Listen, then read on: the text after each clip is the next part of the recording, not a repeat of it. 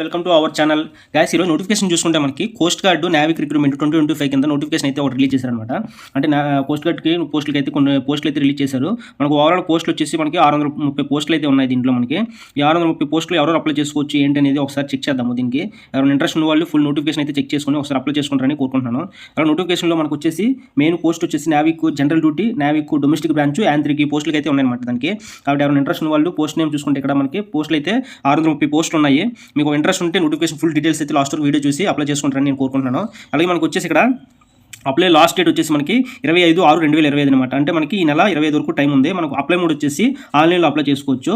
Next వచ్చేసి important dates చూసుకుంటే మనకి లాస్ట్ డేట్ మనకి స్టార్టింగ్ డేట్ వచ్చి 11/6/2025, మనకి అప్లై లాస్ట్ డేట్ వచ్చేసి 25/6/2025 అనమాట. అప్లికేషన్ ఫీజు వచ్చేసి మనకి అండర్ ఓబీసీ ఈడబ్ల్యూఎస్ క్యాండిడేట్స్ కానీ అండర్ చోట కానీ 300 పే చేయాలి. ఎస్సీ ఎస్టీ అయితే నీళ్ళు అనమాట. పేమెంట్ కూడా ఆన్లైన్లో పే చేసుకోవచ్చు. ఏజ్ లిమిట్ 18 to 22 ఇయర్స్ ఉండాలి. అలాగే మనకి నావిక్ అయితే జీడీకి అయితే 1 ఆగస్ట్ నుంచి 2004 నుంచి 1 ఆగస్ట్ 2008 మధ్యలో బార్న్ అయి ఉండాలి. నావిక్ డీబీ చూసుకుంటే మనకి 1 ఆగస్ట్ నుంచి ఆగస్ట్ 1, 2008 మధ్యలో బార్న్ అయి ఉండాలి. యాంత్రిక్ అయితే 1 మార్చ్ 2004 నుంచి 1 మార్చ్ 2008 మధ్యలో బార్న్ అయి ఉండాలన్నమాట. ఏజ్ లిమిట్ అనేది 18 to 20 ఇయర్స్ ఉండాలి. ప్లస్ ఈ మధ్యలో బార్న్ అయి ఉండాలన్నమాట. నెక్స్ట్ కోస్ట్ గార్డ్ రిక్రూట్మెంట్ మనకి జాబులు చూసుకుంటే మనకి యాంత్రిక్, నావిక్ జనరల్ డ్యూటీ వచ్చేసి మనకు ఓవరాల్గా 260 పోస్టులు ఉన్నాయి. అది రిజర్వేషన్ వైజ్ కూడా ఇక్కడ అండర్ అయితే 99, ఈడబ్ల్యూఎస్ 25, ఓబీ 65, ఎస్సీ ఎస్టీ అయితే 46+25 ఉన్నాయి. యాంత్రిక్ మెకానికల్ చూసుకుంటే 30 పోస్టులు ఉన్నాయి. యాంత్రిక్ ఎలక్ట్రికల్ చూసుకుంటే 11 పోస్టులు. యాంత్రిక్ ఎలక్ట్రానిక్ చూసుకుంటే మనకి 19 పోస్టులు ఉన్నాయన్నమాట.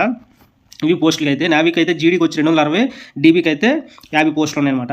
ఇది ఎలిజిబిలిటీ చూసుకుంటే నావిక్ జనరల్ డ్యూటీకి అయితే 10+2 పాస్ అయి ఉండాలి. మ్యాథ్స్, ఫిజిక్స్ ఉంది, education board recognised counselling board of civil education అంటే మనకి ఇంటర్ చేసి ఉండాలన్నమాట. ఇంటర్ చేసి ఉంటే అందరూ కూడా మనం ఎంపీసీ గ్రూప్ అయితే చేసి ఉండాలి. మ్యాథ్స్, ఫిజిక్స్ అనేది ఇంటర్లో మీ గ్రూప్ అయి ఉంటే నోటిఫికేషన్కి అప్లై చేసుకోవచ్చు. నావిక్ డొమెస్టిక్ బ్రాంచ్ చూసుకుంటే 10th క్లాస్ పాస్ అయి ఉంటే సరిపోతుంది అనమాట. దీనికి డొమెస్టిక్ బ్రాంచ్కి అయితే యాంత్రిక్ అయితే మనకి మినిమం డిప్లొమా క్వాలిఫికేషన్ ఉండాలి. 10th అయిన తర్వాత మనకి డిప్లొమా మెకానికల్ కానీ, ఎలక్ట్రానిక్స్ కానీ, టెలికమ్యూనికేషన్ కానీ మనకి 3 years 4 years approved Indian council, AICTE approved college మీరు చేసి ఉండాలి. ప్లస్ లేదా 10th క్లాస్ పాస్ అయ్యి 12th పాస్ అయ్యండి మీరు డిప్లొమా ఎలక్ట్రికల్ మెకానికల్ ఉన్నా సరే దీని నోటిఫికేషన్ అయితే అప్లై చేసుకోవచ్చు అనమాట.